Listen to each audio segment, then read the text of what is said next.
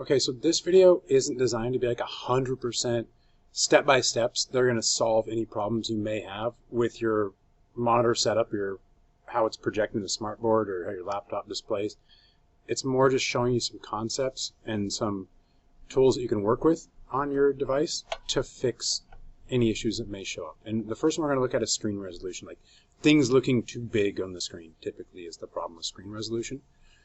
Right now, as a caveat too, this video is being filmed where I have dragged the filmable area across both screens. So when I'm looking at this video, I'm looking at two monitors. You can see my mouse is down here. There's kind of this search bar. That's like the beginning of my second screen. My first screen is over here where this like little magnifying glass is at. And the screens kind of end right around here. So you kind of got to imagine that this is two screens I'm working with. So we're going to right click anywhere on the desktop. And I'm going to hit display settings. That's where I'm going to start this at. So first thing I'm going to do is to tell which display I'm working with is if I click identify, it'll tell me which displays I have that I'm working with. Rearranging, you can rearrange and swap these, but an unintended consequence of doing that can be that right now my mouse drags really smoothly from one display to the other display.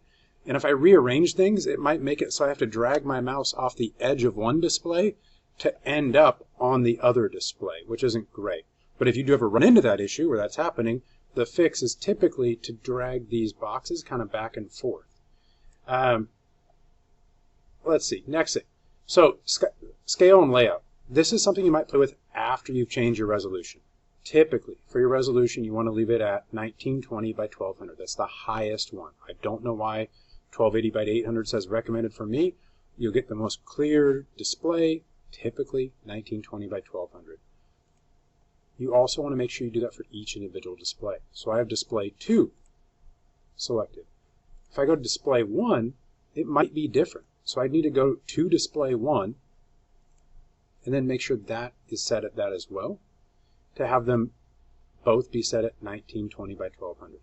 Then if you'd like to have things more zoomed in, if you just want to have things bigger on the screen, then maybe do the scale and change it to maybe like 125. Now that makes it bigger. Again, that only did it though for that one screen. I'd have to go back to my display number 2 and change it to 125 as well. So you got to adjust each of your displays individually. I'm a fan of 100%, so I'm going to leave it that way. So that's one thing about adjusting your displays. The other thing that happened in terms of projecting to your smartboard or what's coming from your laptop and being displayed on what screen is how you choose what projects where. And the easiest way to access this to me is while you could do multiple displays and you pick for each display, so I'd select the display and then on multiple displays choose, do I want to duplicate, extend, show only one, show only two. Also, if you hold down the Windows button on your computer and tap the P key, on any computer that just brings up the ability to switch between duplicate, extend, and to get things where you like them in terms of like what's displaying. Like maybe you do want 3 screens. You want your laptop screen, you want 2 monitors, and then you want to duplicate one of those monitors to your smartboard. That's where playing around with this will allow you to customize and set it up the way that you want. Last thing I'm going to show you, and this is something that can kind of come up, is, and I realized earlier I was probably off screen if I was showing the search bars. I don't think in my bounding box on my screen I have that. If, let's say,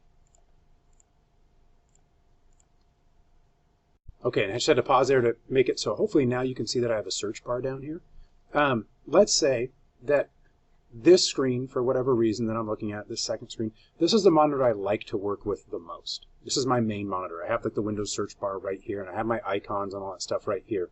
And that's the one I like to work off. And then let's also say that that's the one that for whatever reason is projecting to my smartboard. So the screen I'm usually using to like check my emails on and stuff, that's the one right on my smartboard. I don't have my emails on my smartboard.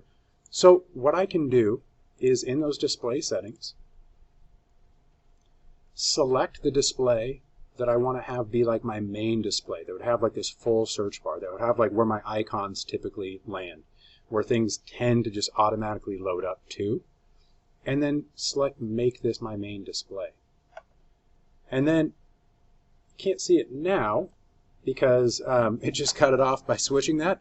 But what happened was that the search bar The full search bar is now on the other display, but what you can see in this video is that the icons are on this display. So now I put my main display over to the side, and that's kind of how I like to have it set up, is that my main display is the one I work off of, and then my display that projects to the smartboard is that one that's just more blank.